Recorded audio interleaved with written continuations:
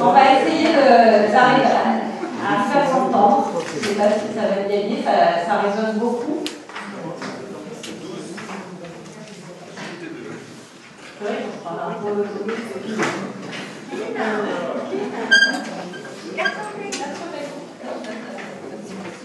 si vous voulez bien, on va commencer la séance en faisant une minute de silence pour les sinistrés des Alpes-Maritimes.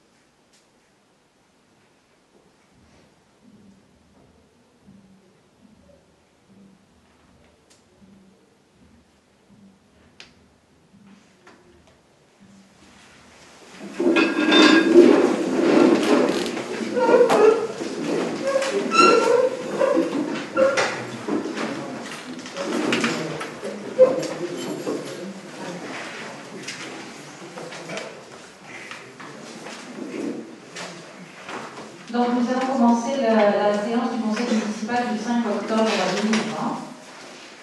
Je vous propose comme secrétaire de séance le plus jeune d'entre nous, qui est Guillaume Cordoba, qui va donc procéder à l'appel. Béatrice Rochon, Kébassa. Présente. Daniel Guéron. Présent. Sonia Bourgui-Marché. Présente. Joanne Michelozzi. Présent. Marielle Beignet. Présente. Éric Dessailles. Présent. Roland Dubois. Présente. Dominique Chen. Procuration à Daniel Guéron. Marie-Dominique Babou. Présente. Pierre Parler. Présente. Sandra Esterini. Présente. Rodolphe Lemer. Présent. Fatma Touel-Pénante. Présente. Florent Alfandel. Présent. Nicole Ferréou. Présente. Stéphane Tardif. Présent. Joël Albanès. Présent. Guillaume Volant. Présent. Nathalie Aubrieux. Présente. Guillaume Cordoba. Présent. France Leport. Procuration à Béatrice Bonfillon-Chialassa. Christophe Casa. Présent. Solange Arota. Présente. Louis Fouan. Alors oui, devrait arriver, il est retenu sur la route, mais en son absence, c'est Sonia qui a sa procuration. Anne Filipetti. Présent. Agnès Pelins. Présent. Olivier Pinson-Ducel. Présent. Martine Niobé. Présent. Marc Lévy. Procuration à Agnès Pélez. Ludivine Briand. Présent. Christophe Neuville. Présent. Dominique Flao. Présent. Et Bernard Pardon. Présent. Merci beaucoup. Je vais souhaiter la bienvenue à notre nouvelle élue, Anne Filipetti, voilà, qui arrive en remplacement de Madame Maguette Dissel. Voilà votre lecture, le compte rendu du conseil municipal du 7 juillet dernier. Est-ce que vous avez des questions? Alors nous, on a deux points sur lesquels on aimerait qu'ils soient ajoutés au compte rendu. On a trouvé manquant sur ce compte rendu. Il s'agit de l'intervention de Ludivine Briand concernant les commissions auxquelles nous sommes présentés et également le fait que nous soyons présents sur les commissions où c'est obligatoire. Elle a dit qu'il était dommage qu'on ne puisse pas être présent sur les commissions hormis celles qui sont obligatoires. Donc il y a ce point. Et le deuxième que je viens d'évoquer, c'est la liste de candidatures de la minorité pour chaque commission. On s'est présenté pour chaque commission et ça n'apparaît nulle part lors du conseil du 16 juillet.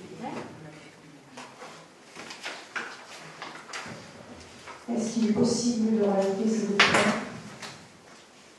Oui, bien sûr. Enfin. En préliminaire aussi, j'aimerais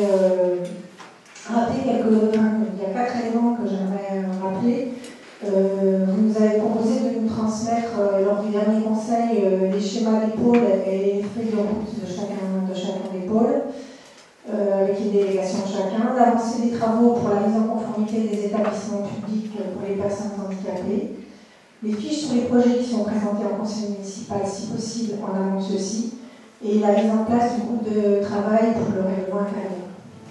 Alors, la première question, c'est en ce qui concerne les délégations et les feuilles de route, elles ne sont pas toutes finalisées par rapport à les différents projets.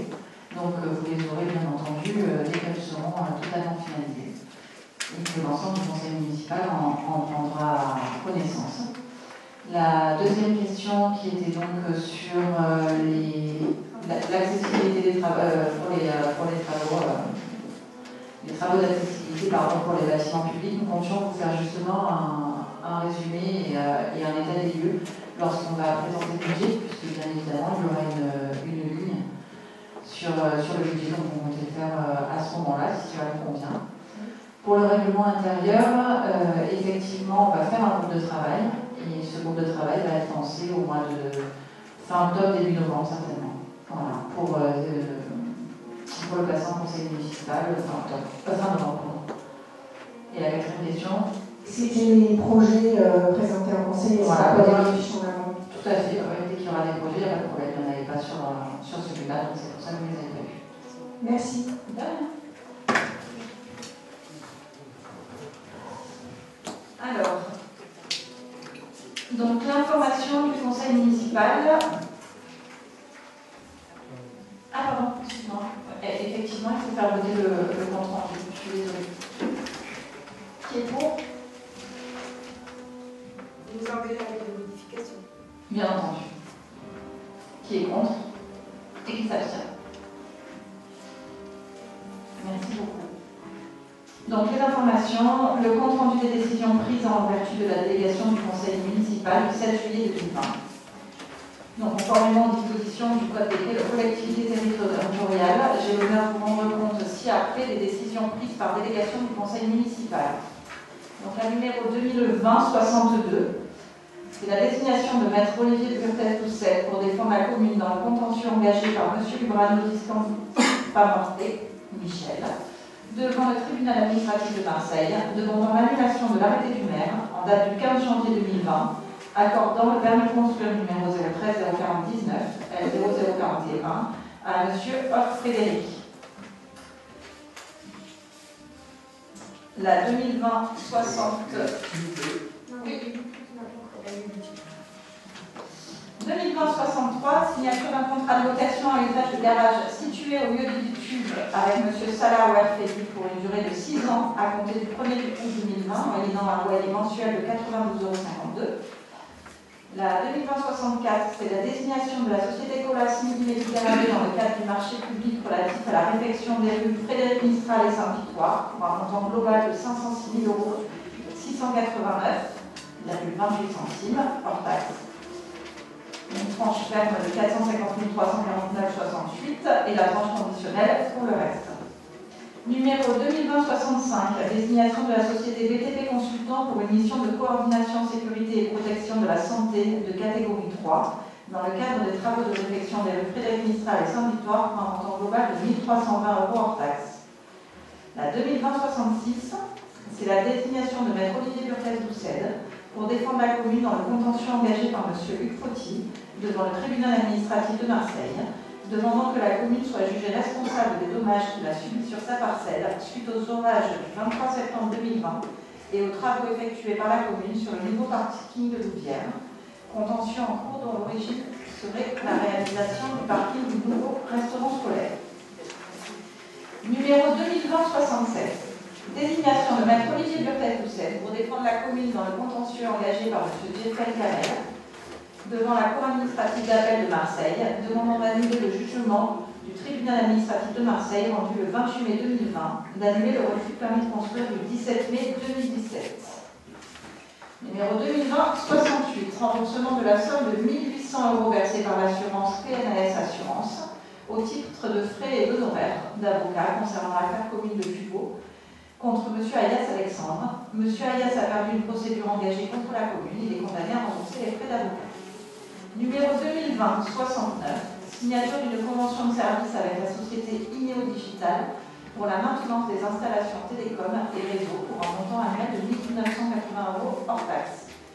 La 2020-70, versement de la somme de 2040 €, représentant les montants de frais d'honoraires dus à Maître Burtès Doucet, désigné pour défendre la commune dans l'affaire référencée commune de Fubo contre M. Joël Agostini. Permis de construire en zone agricole refusé. Voilà. Je vous écoute. Ça marche.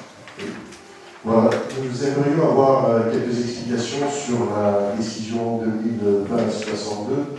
Quelques explications sur cette action en justice et sur quoi est fondée l'annulation.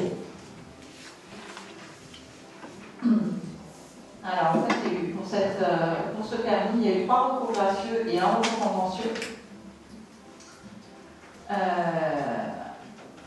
On a réinstruit, et c'est un permis modificatif qui a été signé il y a très peu de temps là, concernant, alors ça.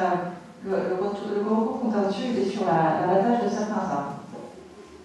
Donc, dans le permis principal, il y en avait 64, il y en avait 48, pardon, et il en a été abattu 64.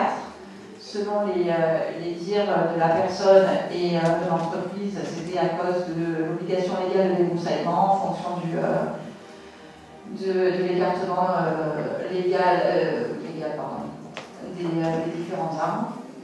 Donc au lieu de 48, ils en ont abattu 64. Donc ils ont instruit un nouveau permis modificatif pour régulariser cela. Et donc bien entendu, ils ont l'obligation d'en recompter 64 plus 8. Donc 72 au total.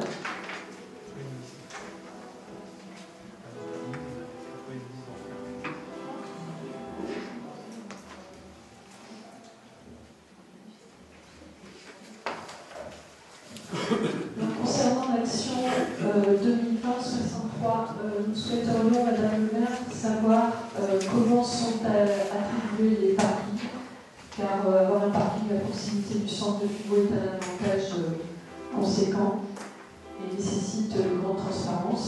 C'est la raison pour laquelle nous souhaiterions savoir combien de places sont louées par la mairie et quels sont les critères d'attribution de ces places. Alors, je vais être tout à fait transparente comme nous avons l'habitude de l'être.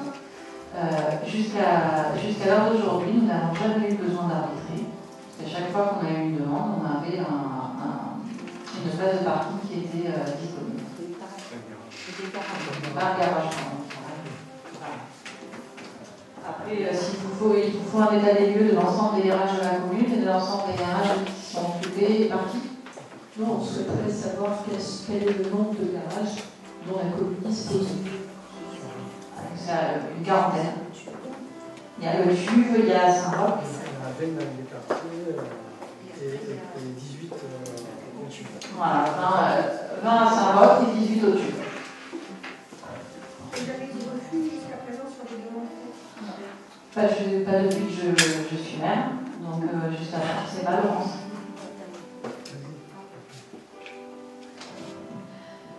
En fait, les gens postulent tout simplement auprès de Karine et ils sont, si jamais les places ne sont pas disponibles, ils sont sur une liste d'attente. Après ces parkings, on considère qu'il y a beaucoup de turnover, il y a beaucoup de gens qui nous lâchent en cours d'année et donc on fait appel aux candidats suivants qui sont sur la liste d'attente. Ce qui est vérifié systématiquement, c'est que les gens habitent bien le village et qu'ils s'en servent, c'est ce qu'ils déclarent pour garer un véhicule et non pas comme lieu pour stocker des meubles par exemple. Voilà, parce que ça nous est eu arrivé. Donc vous avez une personne en liste d'attente actuellement? Karine, une personne en liste d'attente actuellement. Le deuxième intervention concerne la 2020-64. Nous souhaiterions, à l'occasion de cette attribution à laquelle nous n'avons pas de commentaires particuliers à faire, demander qu'il soit désormais possible que dans les cahiers des charges de travaux, il y ait des clauses sociales et environnementales. Donc les clauses sociales sont obligatoires du fait de l'article L 2111-1 du Code de la commande publique. En revanche, les clauses environnementales ne sont pas complètement obligatoires, mais sont très utiles, en particulier pour les routes, où il y a aussi la possibilité d'utiliser des éco-comparateurs pour que l'ensemble des dispositifs sites permettent une préservation des ressources naturelles. Voilà donc notre demande, des outils existent qui permettent d'aider les collectivités à aller dans ce sens-là. Et bien sûr, nous sommes à votre disposition pour participer à une réflexion, faisant évoluer ces cahiers des charges, si vous voulez bien la conduire. Oui, nous allons regarder effectivement, je ne sais pas répondre ce soir comme nous ferons, mais pour regarder les contraintes et les avantages d'une telle clause. Pas de problème pour en parler. Une question maintenant sur la 2020-69, sur la convention digitale. En fait, la question elle porte au-delà de cette convention-là sur l'accès aux conventions qui peuvent être signées avec les entreprises, les associations, peut-être des particuliers, je ne sais pas. Question de transparence, comment est-ce qu'on fusionne, comment est-ce qu'on accède à ces conventions et ce qui serait possible dans un cadre de transparence, de dématérialisation, qu'elles soient disponibles et accessibles pour les fusionnaires sur le site de la mairie ou un autre site.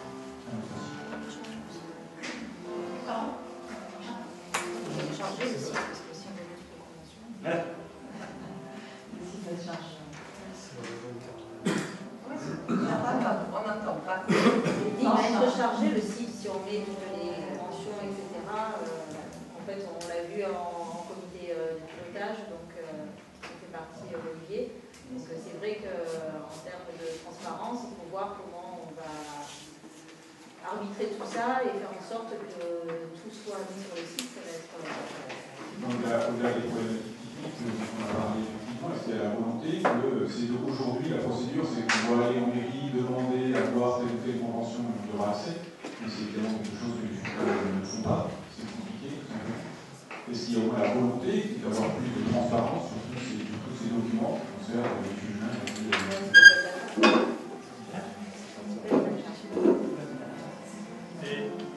Vas-y, pour répondre à cette question, en fait, tu sais qu'on a déjà créé ensemble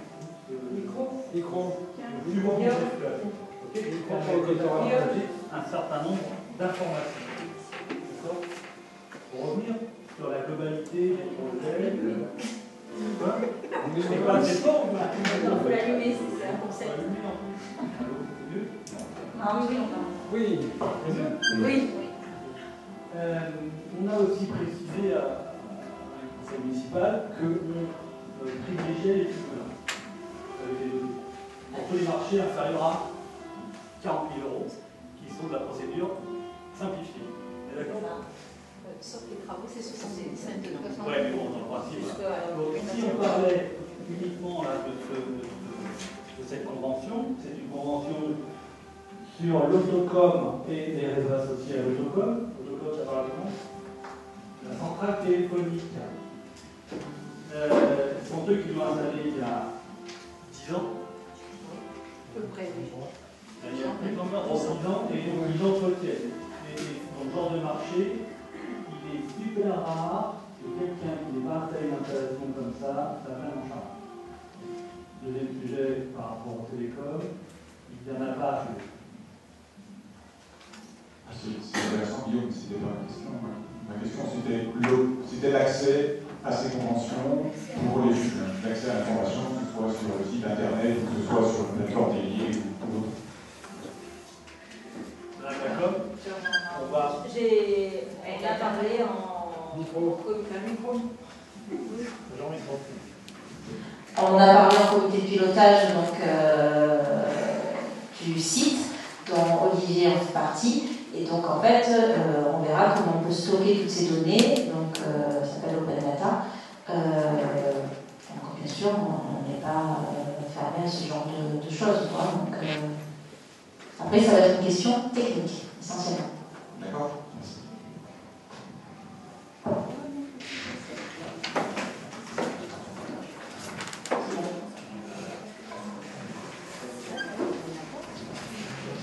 Alors, on passe donc au rapport de 1, donc ce sont les affaires générales, et cela concerne les ouvertures dominicales de l'année 2021, et donc les dérogations pour la commune de Fubot. Je t'en prie, Guillaume.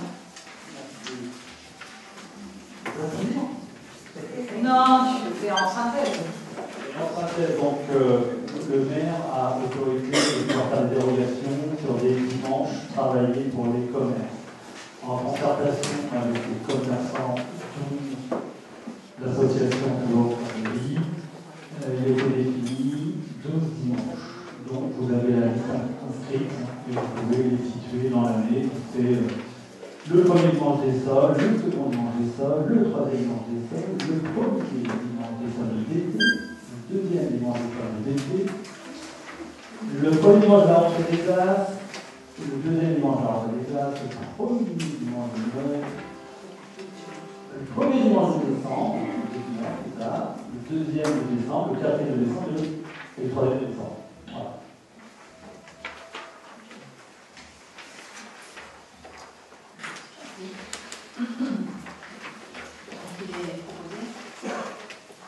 Il a même écrit. Donc il est proposé à la favorable, c'est l'ouverture exceptionnelle des commerces. C'est juste un avis favorable. Il est proposé à l'Assemblée délibérante d'émettre un avis favorable sur l'ouverture exceptionnelle des commerces de détail les 12 dimanches suivants. Donc qui est contre? Qui s'abstient? Qui est pour? Merci. Donc le rapport numéro 2.2 des affaires générales, c'est la désignation des représentants de la commune au sein de la commission locale d'évaluation des charges transférées, communément appelée la CLEC, qui a mis en face de la délibération numéro 16 du 16 juillet 2020. On est allé un peu plus vite que ce qu'il aurait fallu, puisqu'on a délibéré avant que la métropole ne délibère. Donc il nous faut, pour entériner notre vote, repasser la délibération. Donc, est-ce que vous pouvez refaire le vote? Ou est-ce qu'on entérine la délibération comme ça? Je vous rappelle que les candidats étaient Éric Desailles, suppléant du PAT Confiance Terrassa, liste 2, titulaire Marc et suppléant Lévin Prigent. Est-ce que vous en êtes tous d'accord? Donc, qui est pour? Ah, qui est contre? Et qui s'abstient? On n'a pas fait en On a suivi qui était pour. pour entériner. C'est pour entériner en fait la délibération qu'on avait prise le 16 juillet 2020 pour la CLEC et la métropole nous demande de la repasser en conseil par rapport au fait que la métropole a délibéré juste après nous. Donc voilà, c'est pour une question d'ordre administratif et purement légal.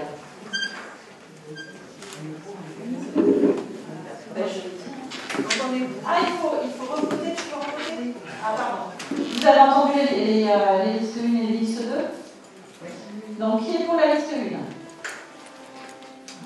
Qui est pour la liste 2? Quel suspense. On est bon, merci. Donc, la liste 1 est la délibération 3.1, c'est sur les finances, c'est sur l'indemnité annuelle pour le gardiennage de l'église. Je t'en prie. Merci. Alors, la législation prévoit une indemnité allouée aux prêtres affectés à des églises communales pour le gardiennage de celles-ci. Le patron indemnitaire applicable pour le gardiennage des églises communales en 2019 a été fixé par circulaire du ministre de l'Intérieur du 7 avril 2020 et s'élève donc pour l'année à 120,97 €. Conformément au texte, il est proposé à l'Assemblée délibérante d'attribuer l'indemnité de gardiennage à l'Église à Monsieur le curé de la paroisse de Fureaux d'un montant de 120,97 € pour l'année 2019, d'inscrire cette dépense au compte 62,82 du budget communal et d'autoriser Madame le maire à signer tous les documents nécessaires. Donc, qui est pour?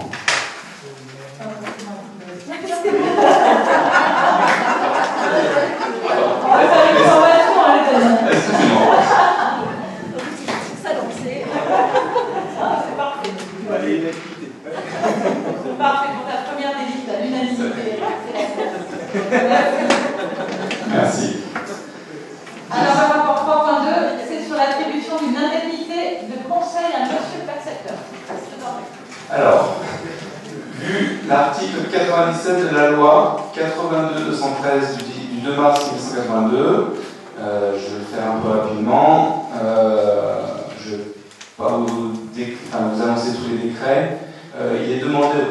municipal de décider de demander le concours du receveur municipal pour assurer les prestations de conseil et d'assistance en matière budgétaire, économique, financière et comptable définies dans l'article numéro 1 de l'arrêté du 16 décembre 1983, d'accorder l'indemnité de conseil au taux de 100%, qui correspond environ à 2 000 € par an, et que cette indemnité sera calculée selon les bases définies à l'article 4 de l'arrêté interministériel du 16 décembre 1983, précité et sera attribuée à M.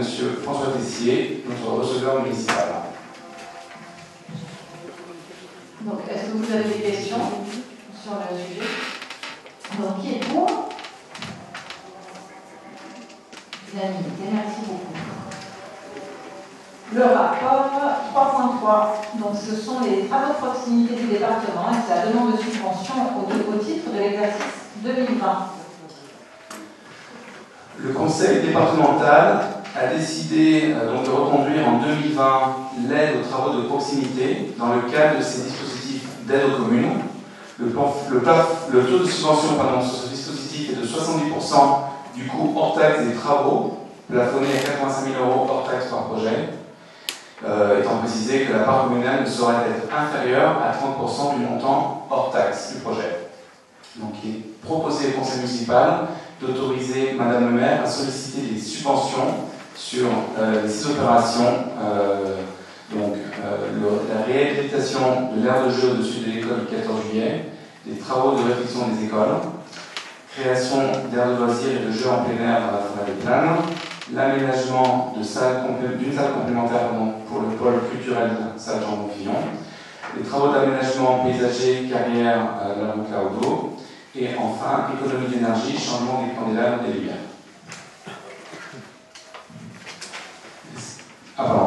Aussi, il est proposé à l'Assemblée délibérante de déposer au titre du dispositif d'aide aux petits travaux de proximité sur l'exercice 2020 les dossiers cités précédemment auprès des services du Conseil départemental des Bouches-du-Rhône et d'autoriser Madame le maire à signer tous les documents nécessaires.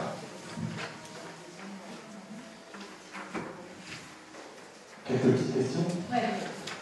La première, est-ce que l'ensemble de ces projets ont bien été prévus dans le vote du budget principal? Le budget effectivement a été voté avant les élections, donc on n'était pas présent et on n'a pas forcément eu connaissance dans le détail de chacun des projets qui étaient prévus. La réponse est oui. Je peux passer directement à la deuxième question.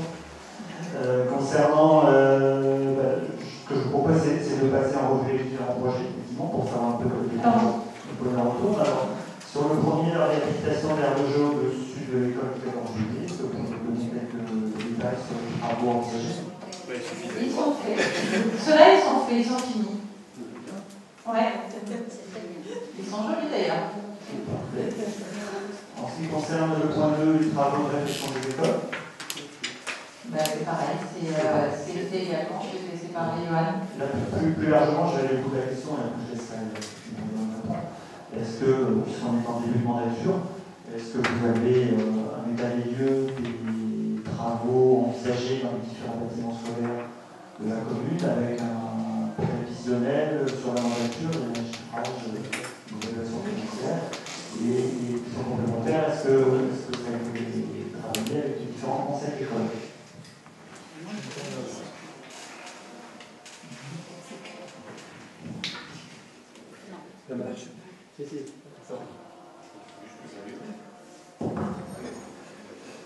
Alors, je vais essayer de nous dire une question. Sur le détail, travaux de réflexion dans les écoles, je ne vais pas pouvoir vous faire une liste exhaustive de tout ce qui a été fait ou de ce qui reste à faire, sachant que vous le savez ou pas, tous les ans nous faisons le tour, la DGS, les services techniques, le service emploi jeunesse de chaque école pour voir les travaux petits ou moyens qu'il y aurait à faire. Et cette enveloppe-là, parce que vous voyez, elle n'est pas non plus très très conséquente. Vous imaginez bien qu'on n'a pas refait toute une école avec, oui, encore 6 écoles avec ce budget-là, correspond à, entre autres, la réfection des toilettes pendant cet été sur le Rimbaud, des réfections de sol par-ci par-là, etc. Donc ça, soit les travaux ont déjà été réalisés pendant l'été, puisque c'est en général sur cette période-là qu'on le réalise, c'est là où on a plus de temps. soit il y en a qui sont encore prévus aux vacances de la Toussaint, voilà, ou alors c'est des tout petits travaux. Donc je n'ai pas une liste exhaustive, mais ça correspond à tout ça. Sur la deuxième partie de la question qui demandait un état des lieux. Un état des lieux pour la mandature sur les travaux de réfection dans les écoles, les petits travaux, non, il n'y en a pas. Parce qu'en fait, je vous l'ai dit, c'est un état des lieux annuel que nous faisons. Vous l'avez peut-être vu aussi, dans les délégations, il y a sur cette mandature un conseiller municipal qui est délégué au suivi des travaux dans les écoles. Donc ça va nous permettre d'étoffer notre outil qui était de passer tous les ans pour faire un listing de petits travaux à suivre au quotidien. Et c'est donc Christophe Casac qui est présent là-bas au haut à droite, qui est délégué à cette tâche et qui va pouvoir lui faire du lien entre les services techniques, les écoles, puisqu'elles sont partie prenante de ce suivi des travaux. Ensuite, la dernière question, la dernière partie, c'était... Est-ce que c'est en concertation avec... Est-ce que c'est... Alors, j'ai à moitié répondu, puisque oui, elles sont là quand on fait le tour des écoles et on essaye de planifier avec eux les travaux qui sont réalisables. Lorsque les travaux dépassent une certaine enveloppe, vous imaginez bien qu'on ne peut pas les faire comme ça sur le budget de l'année. Donc si les travaux sont trop importants, ils font l'objet d'un arbitrage et de décisions chaque année en termes de budget, OBP ou OBS. Ça, c'est des choses que vous avez pu voir ou que vous verrez, effectivement. Le budget n'étant pas encore présenté, le tour étant en ce moment en train d'être réalisé. Il y a eu une visite ce matin à l'école Rimbaud, si je ne me trompe pas, et les autres sont prévus pour en octobre. Donc il est impossible pour l'instant de déterminer ce qui va être priorisé, ce qui va être décidé, et en tout cas, et en plus, le montant attribué à ça. Est-ce que j'ai répondu à l'ensemble des questions? Est-ce qu'il m'en manque une?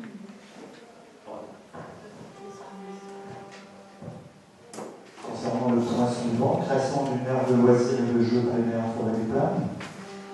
Alors ça, c'est la création qui venait après, qui faisait partie du projet de la PAMTRAC et pour lequel nous avons donc, prévu de faire une aire de loisirs pour les tout petits.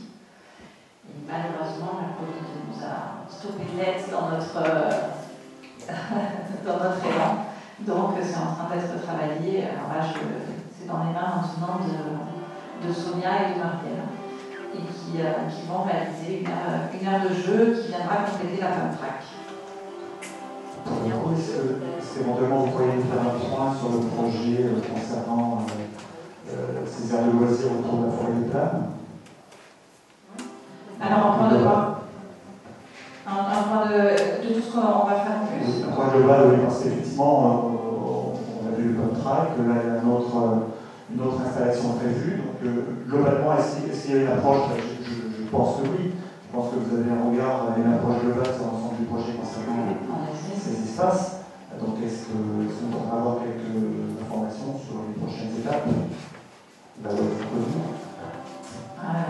grosse prochaine étape qu'on aimerait au plan, c'est notre fameuse piste d'athlétisme, et pour laquelle il y aura de toute façon un comité technique qui sera mis en place, donc, et auquel vous serez totalement conviés.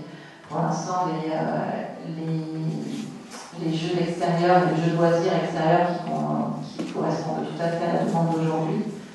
À l'heure d'aujourd'hui, ça fait un pas qu'on voit encore dans le projet d'en construire une autre, mais plutôt de consolider tout ce qu'on a fait et de finir justement cette aire de PAMTRAC. Voilà. La piste d'athlétisme, vous avez une idée du volet que vous pensez? Alors, justement, par rapport à toutes vos questions et pour finaliser l'ensemble de vos demandes et pour que vous ayez une vision un petit peu globale du mandat, de notre idée de mandat, en fait, on est en train d'élaborer un plan pluriannuel d'investissement, plus communément appelé le PMI.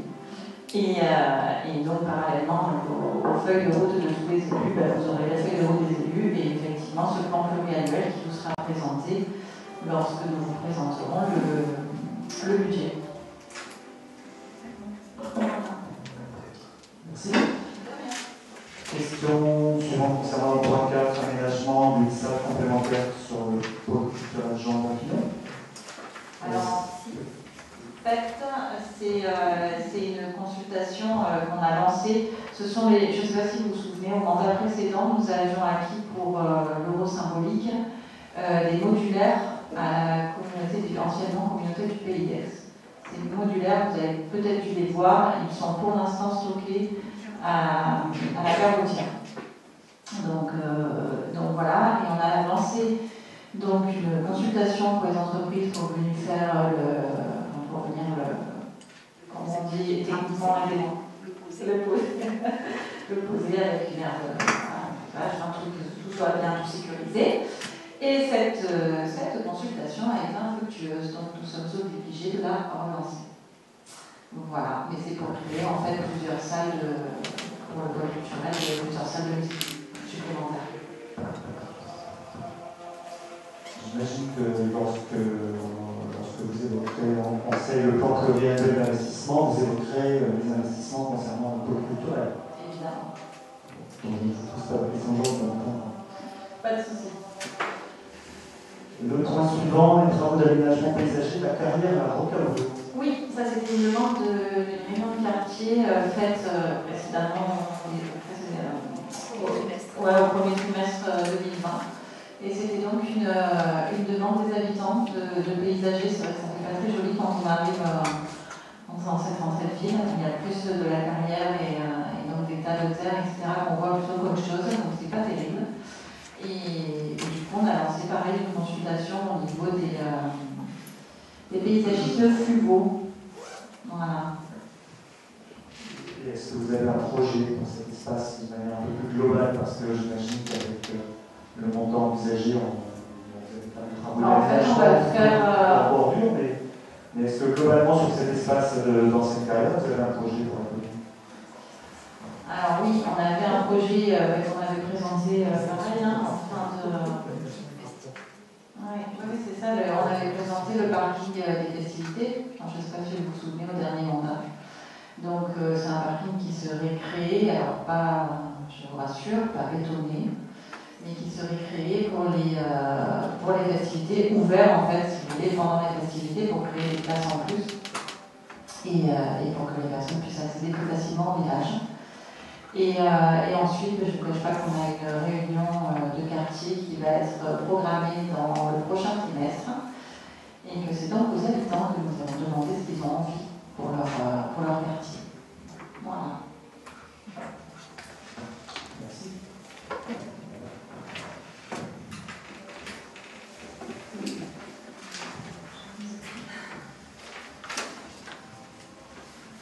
C'est bon pour vous?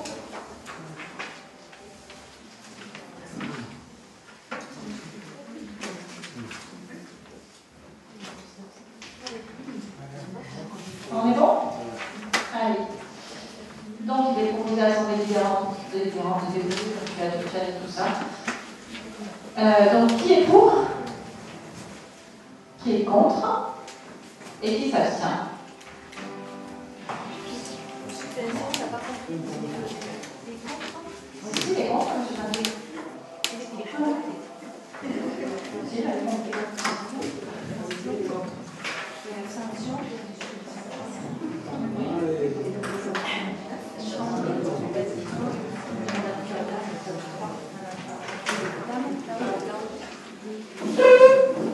Donc le rapport 3.4 sur les finances, la demande de subvention auprès du territoire, donc du CT2, dans le cadre du partenariat avec le PIB pour l'exercice 2020.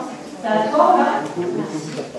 Voilà, comme chaque année, le Conseil de territoire du Pays d'Aix octroie une subvention d'un montant forfaitaire de 2 000 € au bureau municipal de l'emploi de Fuveau au titre de travail de partenariat conduit dans le cadre de plan local d'insertion pour l'emploi. Le bureau municipal pour l'emploi en tant que prescripteur et lieu d'accueil des bénéficiaires de ce programme s'engage à repérer le public devant devenir adhérent au PIB, établir les fiches de description correspondantes, permettre l'accueil des accompagnateurs à l'emploi du PI chargés du suivi des fuvelins, permettre l'accueil des différents prestataires du PI chargés de la mise en œuvre des différentes actions, offrir des services directs aux participants du PI en matière de documentation sur les métiers et un accès aux offres d'emploi du réseau du service public de l'emploi. Donc, par ailleurs, la commune s'engage à mettre en place sur son territoire une action en faveur des demandeurs d'emploi. Aussi, il est proposé à l'Assemblée délibérante de solliciter cette participation financière d'un montant de 2 000 € auprès de la métropole Aix-Marseille-Provence, territoire du pays d'Aix, au titre du PLI pour l'exercice 2020, d'autoriser Madame le maire à signer la convention de collaboration la métropole d'Aix-Marseille-Provence, territoire du pays d'Aix et la commune de Fuvaux. Oui, Madame Yamel. Oui, justement, j'en profite pour parler de ça. Est-ce qu'on pourrait savoir combien il y a de bénéficiaires du PLI sur la commune de Fuvaux? Et je pose la question de savoir. Et ce que je voulais dire, c'est savoir si on avait un bilan des actions réalisées, parce que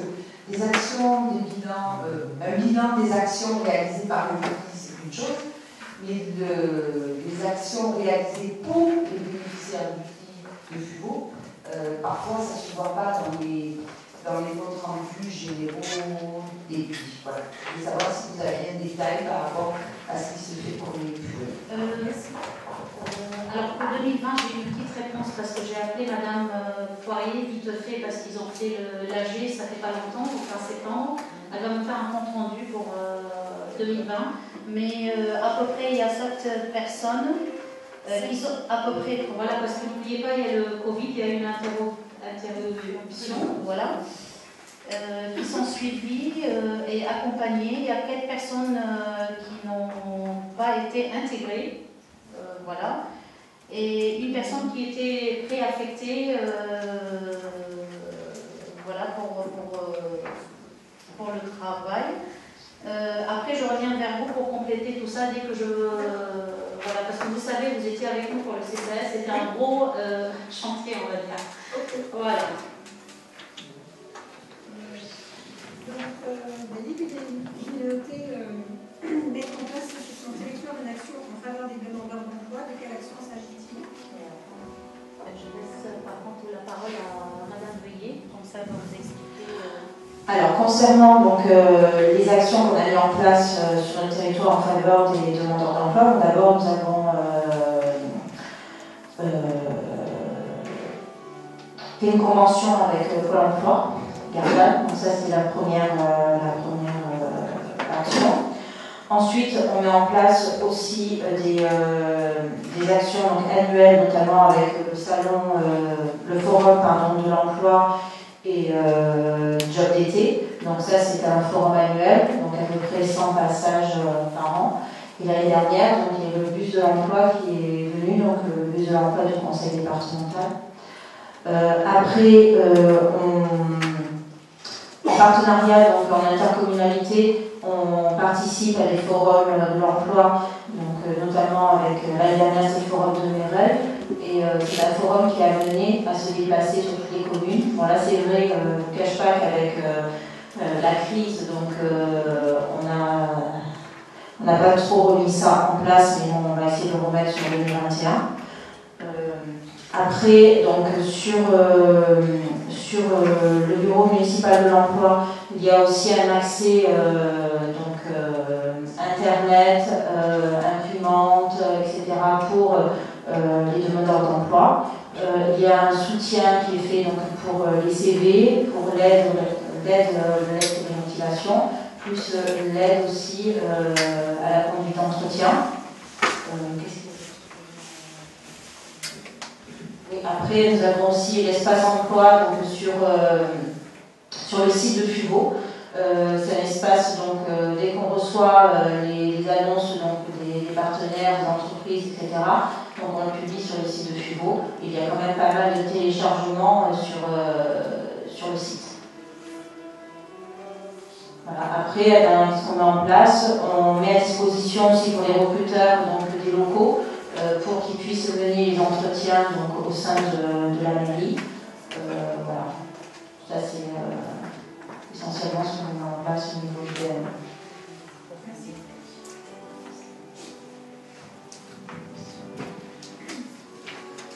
Donc, qui est pour? Merci beaucoup. Alors, on passe à un autre chapitre, celui des finances toujours, mais pour la Société française des habitations économiques. c'est la réalisation de logements sociaux sur la garantie partielle d'emprunt. Donc il y a 3 contrats de prêt, 4 contrats de prêt que Eric va nous donner. Alors, je ne vais pas tout vous lire. Les 4 déclarations suivantes concernent d'engager la mairie pour se porter responsable pour les emprunts qui sont faits par la société qui va construire ces logements sociaux à hauteur de 45%. Les 55 autres pourcents sont garantis par la métropole Aix-Marseille. Ça nous permet, en se portant garant donc, sur les logements sociaux, donc à faible risque, ça nous permet de garder le droit de désignation des locataires. C'est les nouveaux logements sociaux qui vont être construits à côté, sur le terrain Rouvière. Je ne sais pas si vous voulez que je décrive un peu plus ou.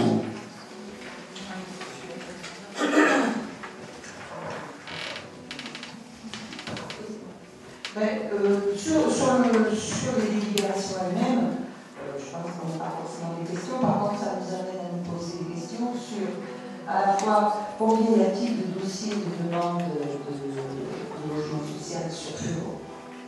Est-ce que ces logements qui sont prévus là-dedans correspondent bien à la demande? C'est-à-dire, pas forcément on parle de T4. Est-ce que c'est pas plutôt des familles monoparentales qui demanderaient des. Et puis, vous parlez d'une contrepartie pour la désignation des locataires sur la commune. Est-ce qu'il existe une commission d'attribution communale et quelles en sont les règles? C'est-à-dire que si c'est vraiment la mairie qui désigne les personnes qui vont occuper ces logements, comment sont-ils choisis?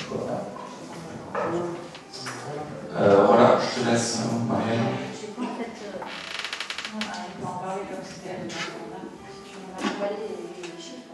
Moi, je n'ai pas en fait imprimé les chiffres, je suis désolée, mais je vais les sortir. Tu les as retrouvés? Tu les as. Tu les envoies pour parler sur le petit, tu viens de l'histoire. Je suis désolée.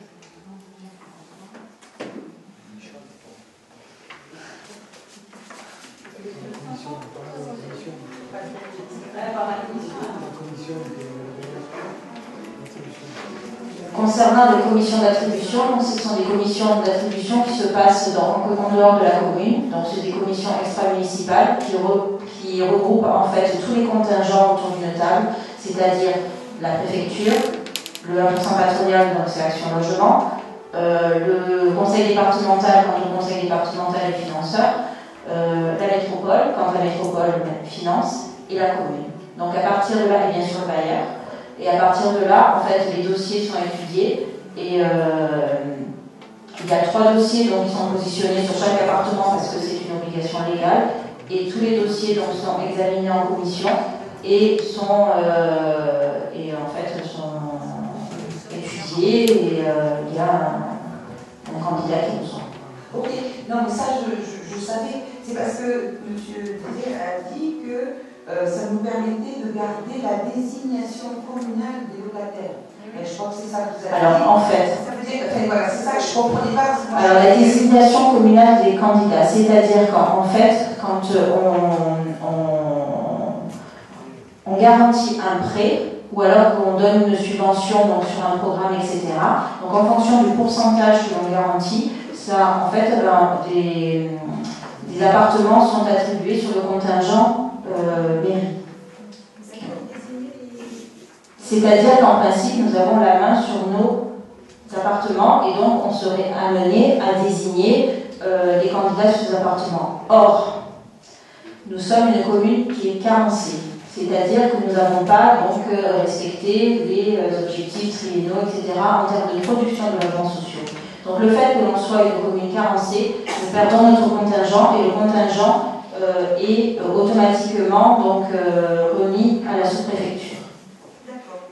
Voilà, donc actuellement, nous sommes dans cette situation-là et pendant 3 ans. Et en fait, donc c'est la préfecture qui en fait a notre contingent.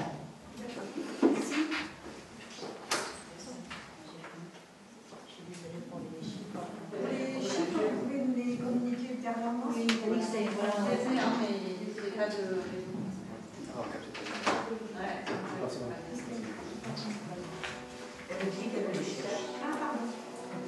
je les ai, mais j'ai pas de raison. Donc j'ai du mal à ouvrir ma pièce jointe. Et le fait que ce soit que des T4, est-ce que ça répond aux besoins vraiment? Je sais pas que des T4. Il n'y a pas que des Non, il n'y a pas que des T4, j'en ai Il y a 12 T4 en tout cas. C'est 12 T4, oui. C'est ça. C'est vrai que de mémoire, je dis bien de mémoire, les demandes donc, qui sont les plus récurrentes et les plus nombreuses, ce sont notamment sur des logements dits familiaux, donc des T4.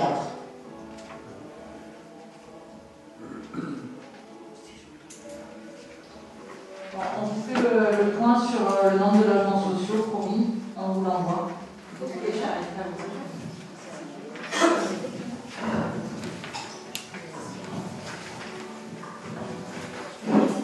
Alors on passe au vote. Bon, on fait les 4 délibres. Qui est pour?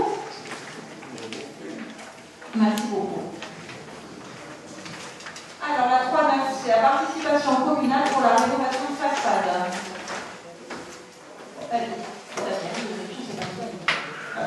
Donc, par la délibération en date du 21 mars 1994, modifiée par la délibération du 24 avril 2003, le conseil municipal a adopté des modalités de participation communale octroyées aux propriétaires pour la rénovation de leur façade à l'intérieur d'un périmètre. Donc ces dispositions prévoient un financement dans la limite de 60 m² par façade. Et les propriétaires de la maison située sur la parcelle BP43, 15 rue de la Paix, ont émis le souhait d'en bénéficier. Après instruction du dossier, le devis validé s'élève à 7 221 € par l'entreprise France Écologie. Les travaux prévus consistent au ravalement d'une façade d'une superficie de 87 m² par travaux d'application d'une couche de peinture après reprise et traitement déficient. Aussi, il est proposé à l'Assemblée délibérante de décider en application des délibérations évoquées ci-dessus de subventionner la rénovation de la façade de l'habitation des propriétaires de la parcelle BP43 à hauteur de 50%, soit 1170 €, de préciser que la somme de 1170 € sera versée aux propriétaires de la parcelle BP43 sur présentation de la facture acquittée, de dire que les crédits nécessaires sont prévus au budget de la commune et d'autoriser Madame le maire à signer tous les documents nécessaires. Une question, est-ce que vous pouvez nous définir le périmètre? Oui, alors le périmètre, c'est un périmètre qui a été établi dans une opération d'amélioration de l'habitat qui date de pratiquement 1984 et on est toujours sur cette volonté d'aider les personnes qui ont des maisons dans le village à refaire leur façade. Donc le périmètre, c'est essentiellement le centre ancien du village. Il ne serait-il pas temps de l'élargir un peu pour proposer, dans le cadre de la rénovation énergétique, une aide sur ces réflexions de façade? Alors, l'aide, comme dit la délibération, l'aide, elle porte uniquement sur 60 m². Et ce qu'elle oublie de dire aussi, c'est sur la façade principale. C'est-à-dire, c'est là où se trouve la porte d'entrée. Voilà. Bon, moi, je ensuite. Du périmètre. Oui, tout à fait. Ce périmètre, il a été établi dans le cadre de l'OPA, non pas OPAH, qui a été établi notamment pour la rénovation des façades, notamment sur l'aspect extérieur. Voilà. Notamment, pourquoi pas, il faudrait peut-être reprendre la délibération d'origine et voir dans quelle mesure, voilà, si on a encore le droit de perdurer des choses qui ont été validées et surtout qui sont passées au contrôle de la sous-préfecture par le passé. Mais on peut le regarder. Ce serait intéressant, dans le cadre de la rénovation énergétique, peut-être de réfléchir là-dessus. Alors, le rapport 4.1, pardon. Qui est pour? Merci beaucoup. Alors, les rapports 4.1, 4.2 et 4.3 portent sur l'acquisition de parcelles par la commune. Daniel. Voilà, donc les valeurs de parcelles qui sont estimées inférieures à 180 000 euros ne font pas l'objet de décision ou d'estimation des domaines. Donc c'est au gré à gré avec la commune.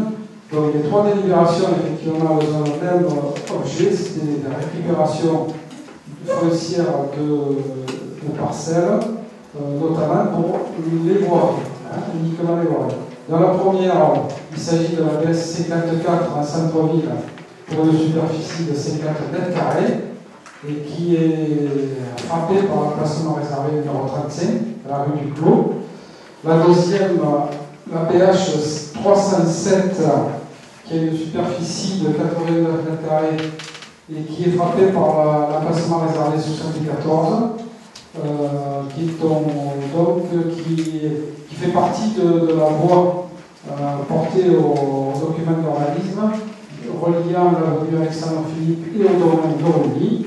Et la dernière, je crois que c'est à peu près la même chose, dans le même secteur, il s'agit de la PH 22, d'une superficie de 198 mètres carrés, qui concerne donc une voie de 8 mètres, reliant aussi l'avenue Alexandre Philippe au domaine de Dormy.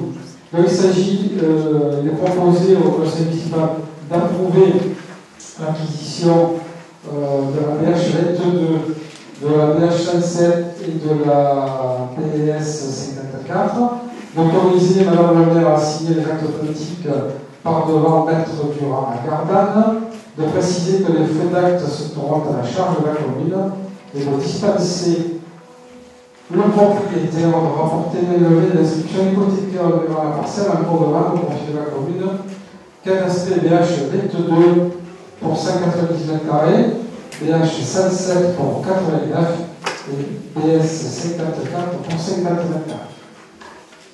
Une question. Alors, pas de question concernant la parcelle du quartier du Cube. La question concerne les 2 parcelles chemin d'Orly.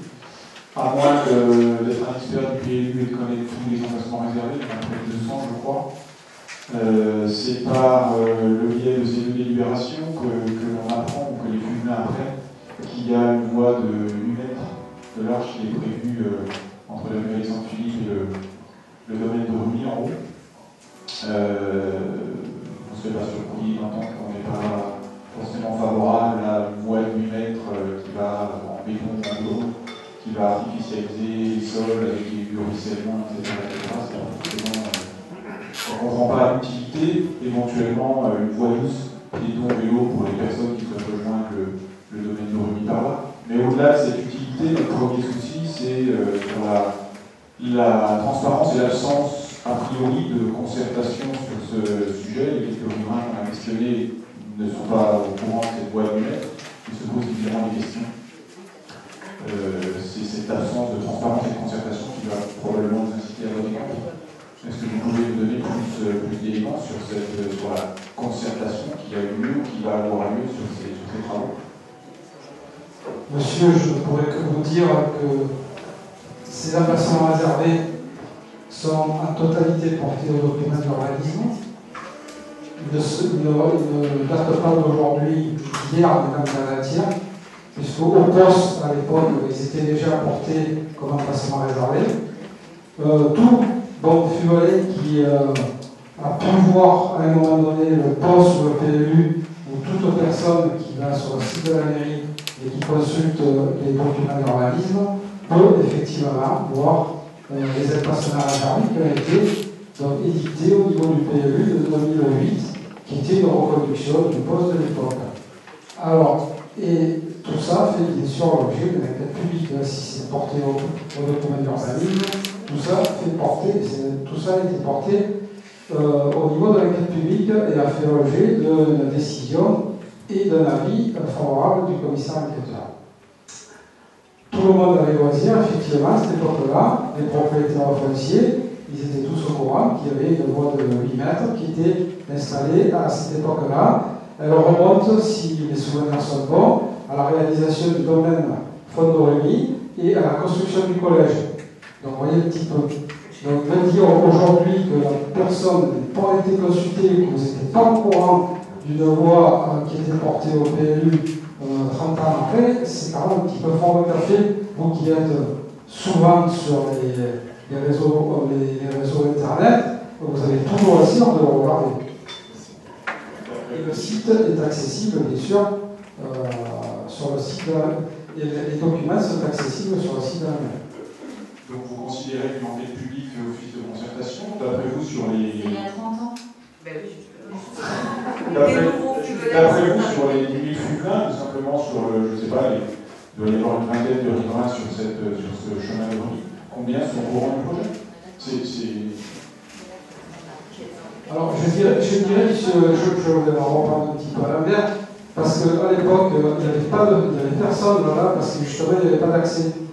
Les gens qui sont là aujourd'hui, c'est grâce à l'emplacement réservé qui a été porté et que la commune a réalisé les équipements nécessaires pour que ce terrain devienne urbanisable. D'accord, mais quelle est l'utilité de l'agrandir et de... Il ne s'agit pas de l'agrandir, il s'agit de récupérer... Il fait 3 ou 4 mètres aujourd'hui de large. Pas tout le long, non, il y a des endroits qui étaient plus larges. Ouais. Donc aujourd'hui, c'est un état de fait. Les gens qui sont là, ils ont bénéficié quand même de l'emplacement réservé et des travaux qui ont été faits par la commune. Donc ça, c'est pour ça. C'est pas des travaux qu'on va faire en état. Je ne croyais pas qu'on va faire une route de 8 mètres entre Font-Vérony et Alexandre-Philippe. Hein. C'est pas du tout le projet, attention. Hein. C'est juste qu'on récupère les terrains, c'est pas du tout le projet. L'emplacement réservé, c'est bien une voie du mètre qui permet d'aller... Tout à fait, c'est ça. C'est le titre de la finalité. Ou pas? On ne sait pas. En tout cas, pour l'instant, sauf erreur de ma part, c'est pas au... Petit à petit, on récupère le foncier et après, on fera le couplage, bien sûr. Voilà, donc c'est la finalité. Il est écrit création d'une voie de mètre. Tout à fait. Au PLU, c'est ce qui est indiqué. D'accord.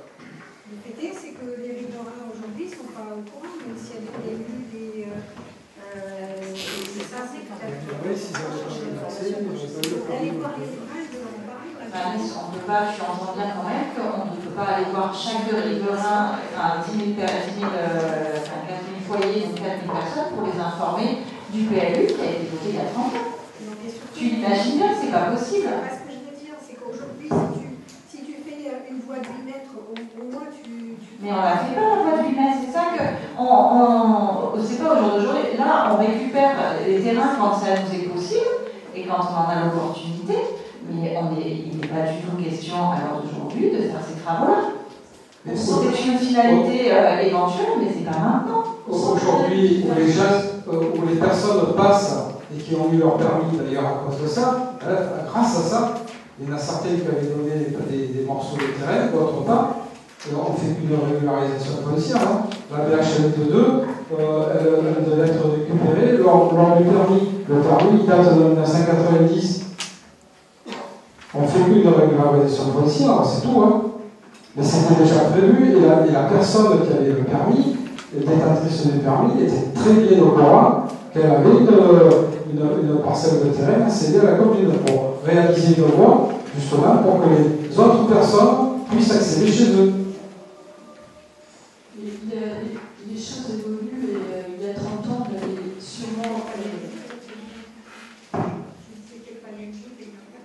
Il y a 30 ans, les travaux routiers étaient très importants. Il fallait pour qu'on puisse aller partout avec les voitures. Aujourd'hui, les choses évoluent et ne pas prendre en considération des risques tels que vous les avez vus par exemple dans les Alpes-Maritimes qui peuvent aussi nous toucher. Est un problème. Et bientôt, il y aura la révision du PLU. C'est peut-être l'occasion de supprimer cet emplacement réservé de cette importance. Alors, je ne peux pas vous laisser dire ça sur le fait qu'on ne prend pas en considération ce genre de risque. Vous noterez quand même qu'à Fugo, et ce jusqu'à maintenant, et nous espérons pour longtemps que nous faisons le maximum justement pour éviter ce genre de risque. Vous n'êtes pas sans savoir qu'on nous reproche régulièrement de bétonner et de faire des bassins de récupération d'eau. Hein, donc de bétonner des bassins de récupération, on en a entendu beaucoup, on prend de l'espace. En attendant, ça servait quoi à quelque chose? Donc vous laissez dire qu'on ne prend pas en considération.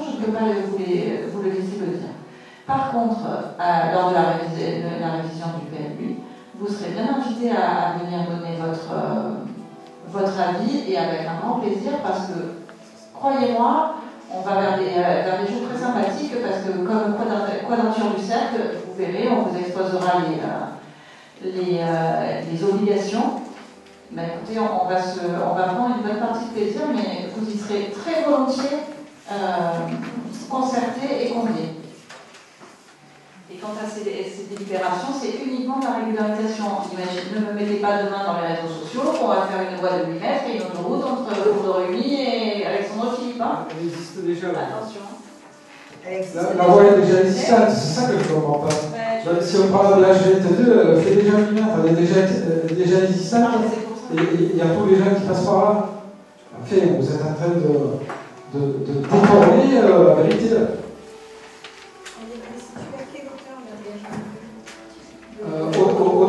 Au début dès qu'on est au bout de la partie plate du lotissement de Rumi, c'est dès qu'on commence à monter.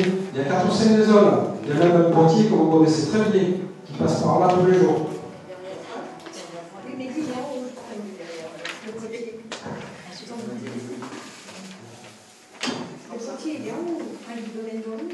Non, mais pour y aller. Oui, mais pour aller chez lui, il passe par là.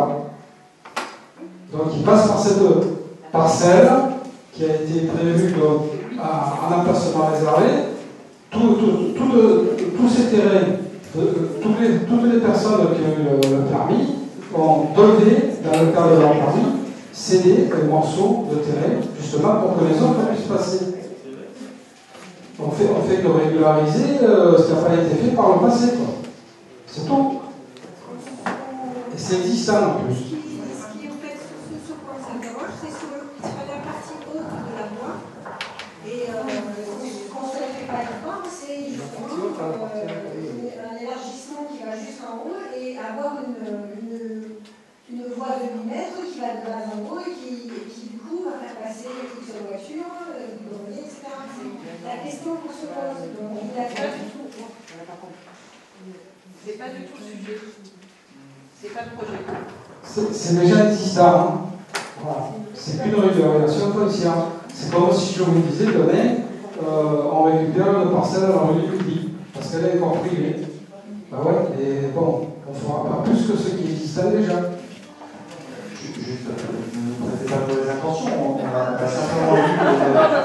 On a simplement lu la proposition de délibération. Effectivement, il y a une création d'une voie du mètre en ayant une extension de l'île. Effectivement, pour ceux qui connaissent un peu le quartier, on se dit qu'effectivement, si à cet endroit-là, il y avait une voie de 8 mètres, ce serait un chemin très largement emprunté pour aller, par exemple, du village jusqu'au collège, pour éviter de descendre plus bas, etc. Bon, voilà, c'est juste. On se dit que si à cet endroit-là, il y avait cette route-là, forcément, elle serait empruntée par des personnes le matin, le soir, pour accompagner les enfants au collège. Nécessairement, ça engendrerait une circulation plus importante du côté du lotissement du métropolitain. Donc on ne fait que poser des questions. Pas d'inquiétude. Tout est. Il n'y aura pas de projet plus que ça. Cette route restera comme elle est. C'est simplement des régularisations. Et ce qu'on vous a marqué dans la délibération, c'est le nom de l'emplacement de l'emplacement réservé, il s'appelle comme ça. Comme si le département récupérait le morceau à la barque pour élargir le D6, ça s'appellerait élargissement du D6. Voilà, tout simplement, c'est le nom de l'emplacement réservé. Mais c'est déjà existant. Et quand on parle de largeur de voie, en fait, c'est l'emprise là. Donc il faudrait faire un peu de technique. M. Lévy, avec tout son passé, non, il n'est pas avec vous, mais il pourrait vous en parler, peut-être faire une petite formation là-dessus. C'est que quand on dit une emprise de 8 mètres, c'est tout compris, y compris avec les fossés pour récolter les eaux, les trottoirs, tout. C'est l'emprise totale. Donc ça ne veut pas dire qu'on va faire une chaussée de 8 mètres si on avait à la faire. Mais elle existe. Monsieur Lévy étant absent, je vous remercie de nous apporter ces précisions techniques. Demandez-lui, il vous confirmera ce que je viens de vous dire. Il n'était pas là, donc excusez-vous, posez des questions en séance du conseil municipal. On est là pour ça.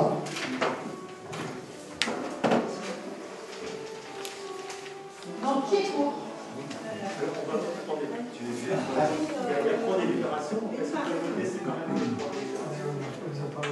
Allez, on les vote séparément.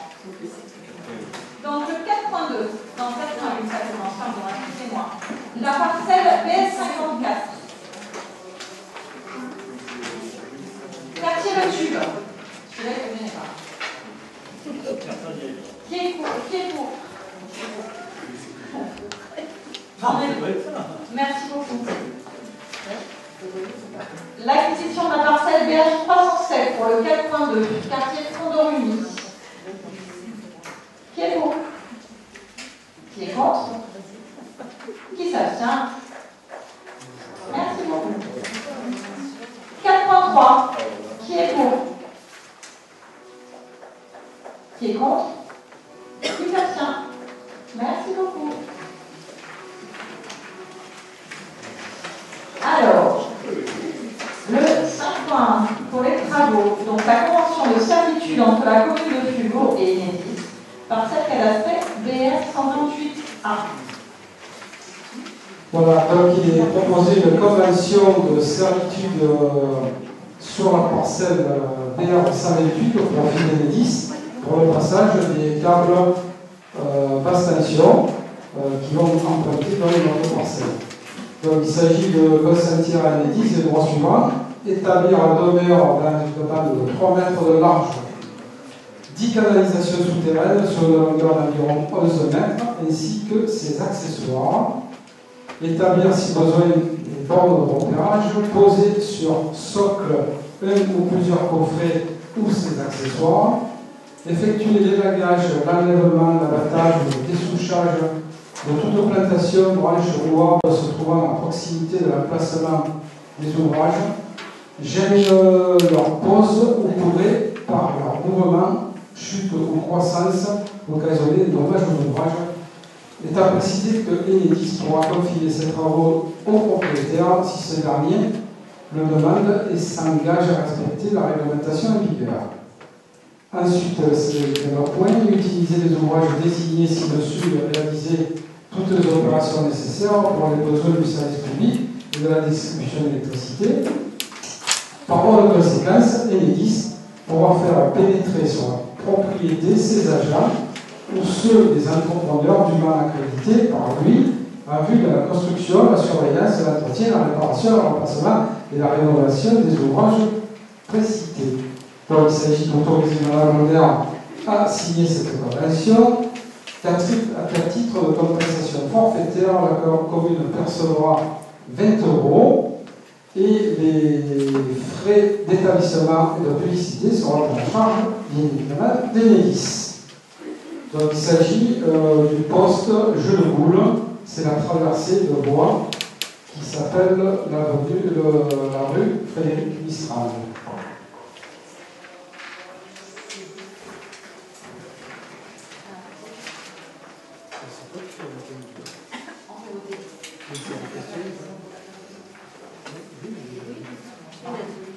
Qui est pour?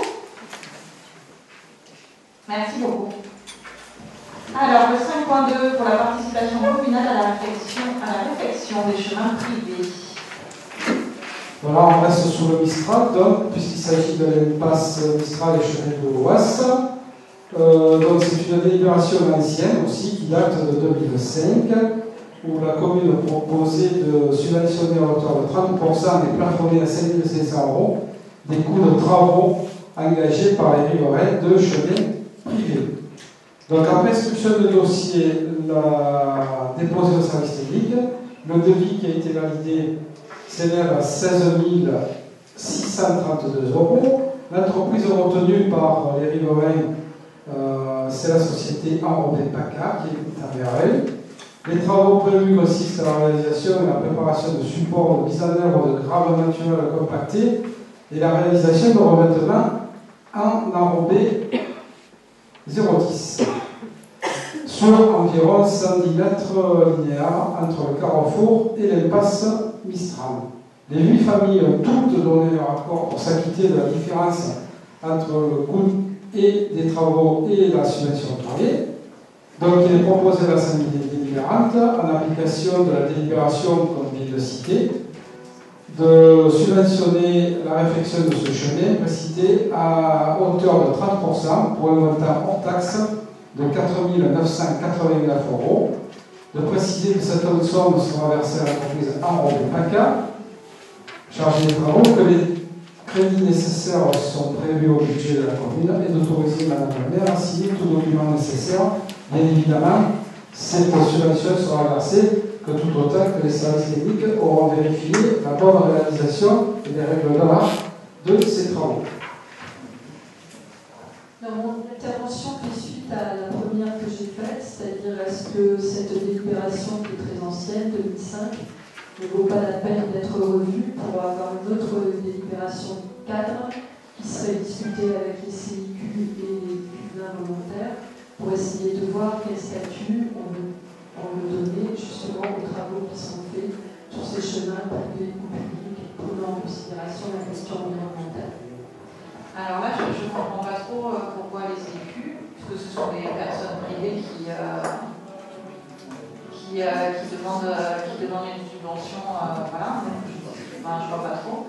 Ensuite, je parlais de délibération cadre, je ne parle pas du cas particulier qui est là. Oui, j'ai bien compris. Oui, j'ai bien compris, c'est pour le futur. J'ai bien compris. On peut prendre le risque, si vous voulez. Je ne suis pas sûre que cela passe, la délibération passe au contrôle de la légalité à la préfecture. Alors, cette délibération de 2005 porte uniquement sur les chemins privés et uniquement les chemins privés. C'est-à-dire c'est mise à disposition de fonds publics pour des chemins privés, et qui sont bien sûr ouverts à la circulation publique. Maintenant, pour les chemins publics, c'est complètement différent. Ça ne suit pas cette règle-là. Est-ce que la participation financière de la commune ne pourrait pas être soumise à des obligations de mesures environnementales, donc d'avoir des voies qui ne soient pas imperméabilisées? Est-ce que c'est faisable? Est-ce que ça pourrait rentrer dans une délibération privée?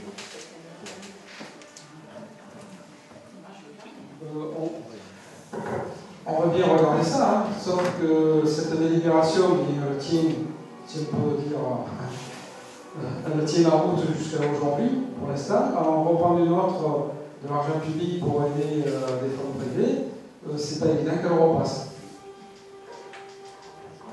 En quoi elle est hors la loi? Mais non, elle n'est pas hors la loi.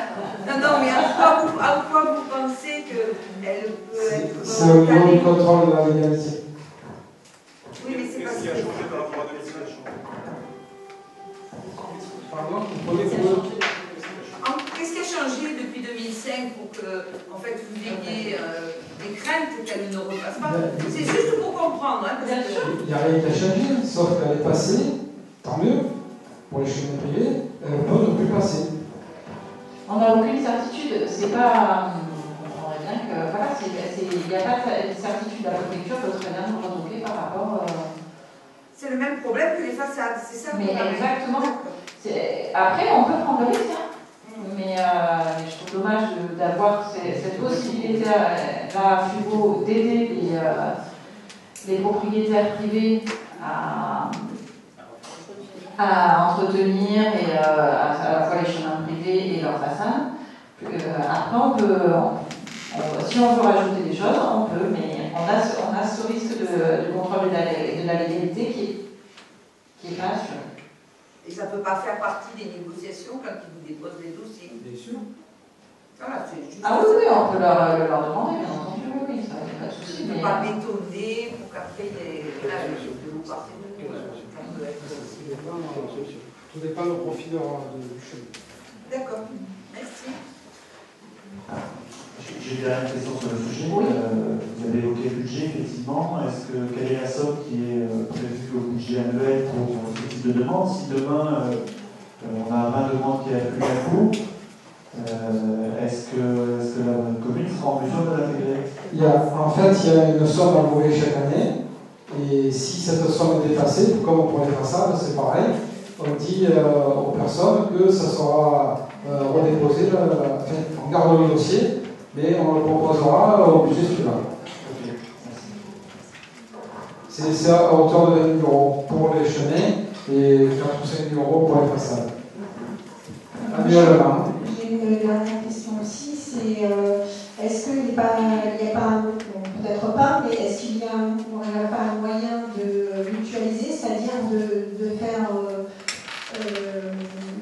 un état des lieux des chemins privés, des personnes qui souhaiteraient refaire leur chemin, et le fait à obtenir des prix intéressants s'il y a plus X chemin à refaire plutôt qu'un par un. Est-ce que c'est faisable ou pas? Alors, sur un plan d'aménagement, on va dire public, c'est-à-dire sur les voies publiques, oui, sur plusieurs années, même peut-être faire des marchés qui peuvent être peut-être sur plusieurs années, j'ai une série, mais pour avoir le meilleur prix possible. Par contre, autant ça, au niveau public, on arrive à le gérer puisqu'on en a la gestion. Maintenant, pour le chemin privé, il y a pratiquement sur une centaine de kilomètres de chemin qu'il y a sur la commune, il y a pratiquement 50 kilomètres qui sont privés. On ne sait pas, le 1er janvier, qui va faire la demande en février ou en mars. Quoi. On peut pas, on ne sait pas. Et lancer une audit sur les chemins privés, c'est pas non plus de notre compétence. Et par contre, c'est vrai que les CIQ, bon, ils peuvent peut-être aussi regarder et regarder dans chaque territoire qui les compose, de faire peut-être remonter les chemins privés qui sont en résidence. Ok. Mais après, on ne pourra pas se substituer quand même à la volonté des propriétaires de le faire. Ça, c'est clair. Alors, qui est pour? Merci beaucoup. Je vais redonner la parole à Marielle qui, entre-temps, a compté nos logements. Le demandeur de logement. Voilà. Alors, pour les T2, est-ce que vous voulez les tailles PLAI plus... Oui, je crois. Si vous avez. Ok, bon, là. Donc, 30 T2 PLAI, 33 plus, donc c'est 63 T2, 42 T3 PLAI, 23 T3, 42 T3 PLAI, 23 T3 plus, non, pardon, excusez-moi, 42 T3 PLAI, en effet, 23 T3 plus, 48 T4 PLAI, 16 T4 plus. Et nous avons aussi des demandes de T5, 20 en PLAI, 4 en plus et 1 en PS. Merci. C'est la liste d'attente. Ouais. Merci. Donc les PLAI, ça à peu près 4 € du mètre carré, les plus à peu près du 7 € du mètre carré, et les PLS à peu près du 10 € du mètre carré. Le plus T5, 1. Pardon, 4.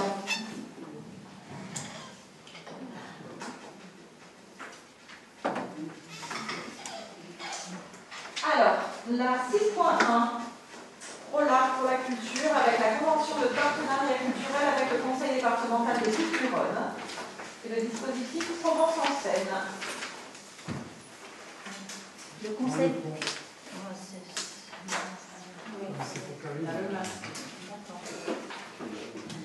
Le conseil départemental des Bouches-du-Rhône apporte son concours technique et financier aux communes de moins de 20 000 habitants qui manifestent leur désir et leur volonté d'établir une programmation culturelle par l'intermédiaire du dispositif Provence en Seine. Les communes qui décident d'organiser une saison du spectacle entre le 1er octobre 2020 et le 30 septembre 2021 devront programmer au moins 3 spectacles, dont 2 spectacles tout public inscrits dans le catalogue Provence en Seine, sur la période précitée en excluant juillet et août. Cette participation concerne les spectacles dont l'entrée est payante pour le public, exception possible pour les spectacles de Louis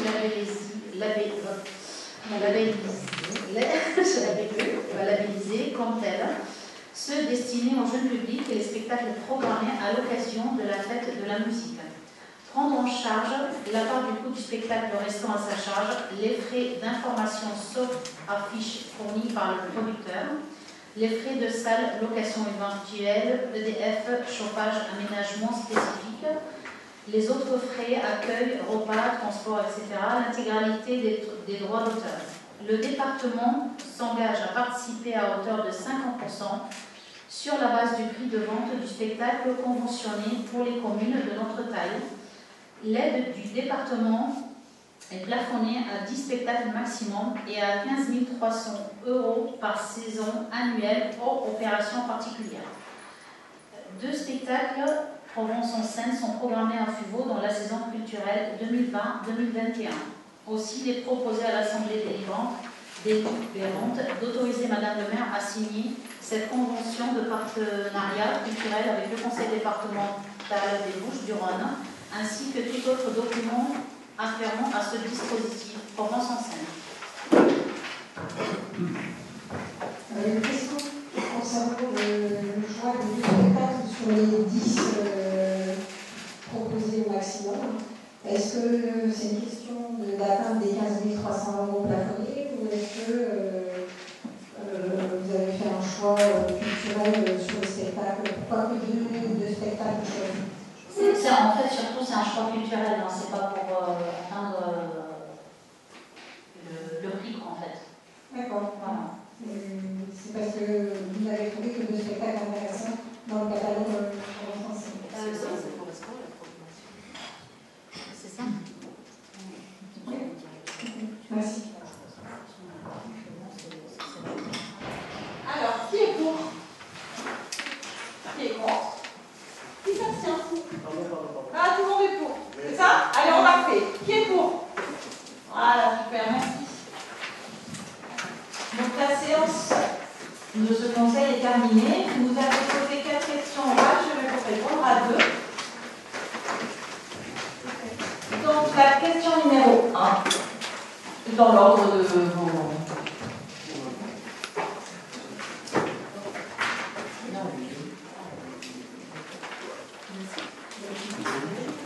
Alors, question numéro 1. Madame le maire, avec 250 élus de la région, vous avez au début de l'été, et sans en informer les élus du conseil municipal et la population fuguaise, signé une motion de défense des chasses traditionnelles, parmi lesquelles la chasse à la vue, motion qui a été soumise au gouvernement.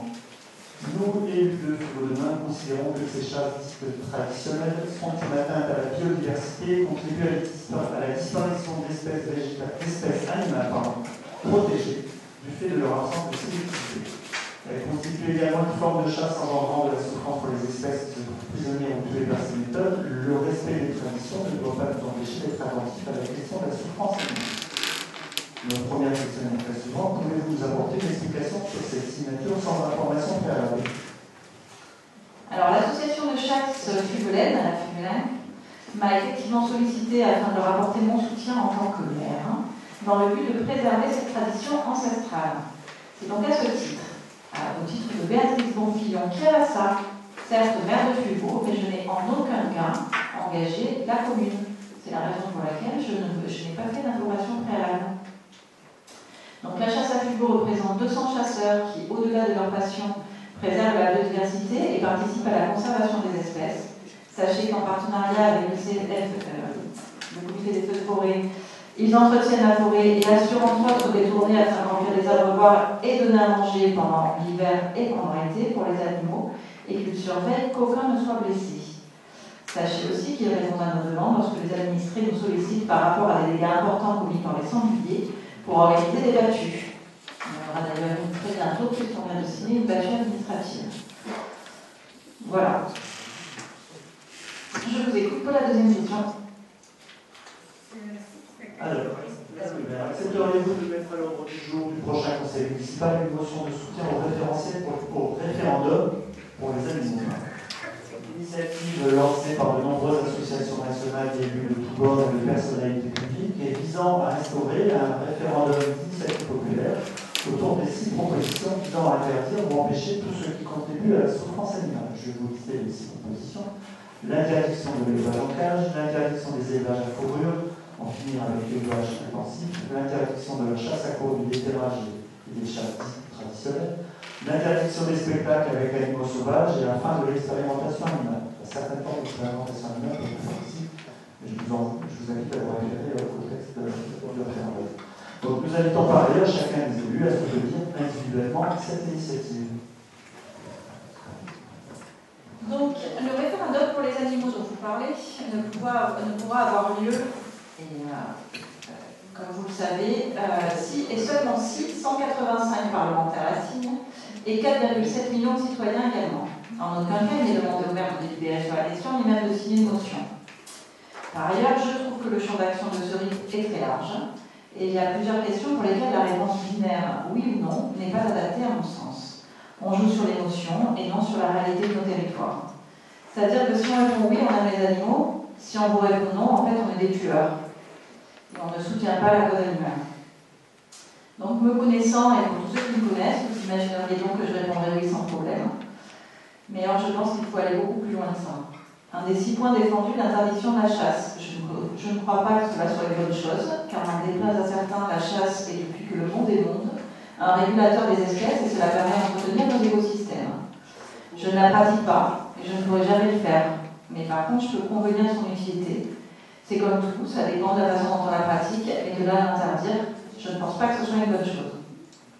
C'est pareil pour les animaux en cage. Il faut différencier les cirques dans lesquels les animaux sont exploités. Je vous rappelle d'ailleurs que nous avions pris l'initiative il y a déjà plusieurs années d'interdire les cirques avec animaux sauvages à fumeaux. Pour votre information, nous n'avons pas le droit d'interdire. Il est interdit d'interdire ces cirques. Donc nous priorisons, et le mot est important, les cirques sans animaux sauvages. Mais si toutefois nous avions un recours d'un cirque qui voudra absolument venir, nous perdrions.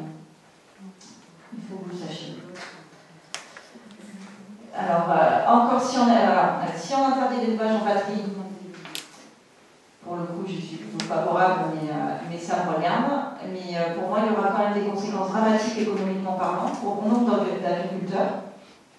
Il faut savoir quand même qu'il y a énormément d'agriculteurs qui n'ont pas fini de payer leurs emprunts de leur batterie, qu'on soit d'accord ou pas. Voilà. Mais il faut quand même l'avoir en tête aussi. Je suis donc favorable plutôt à accompagner ces derniers dans la transformation et à légiférer pour encadrer toutes ces pratiques, mais répondre par oui ou par non à cette question est terriblement réducteur. Bref, je pourrais parler des heures sur cette question, mais attention de ne pas tomber dans le piège du pour ou contre bête et méchant. Je pense que ça va bien plus loin et que ça ne sert qu'à opposer encore un peu plus les agriculteurs, les chasseurs, contre une autre partie de la population. Et en ce moment, je pense sincèrement que l'agriculture et la solidarité, à l'aube d'une crise économique et sociale sans précédent. Pour votre proposition que chacun des élus signe le RIP, je laisse le choix à chaque élu de se positionner. Je trouve que c'est une conviction personnelle. Voilà.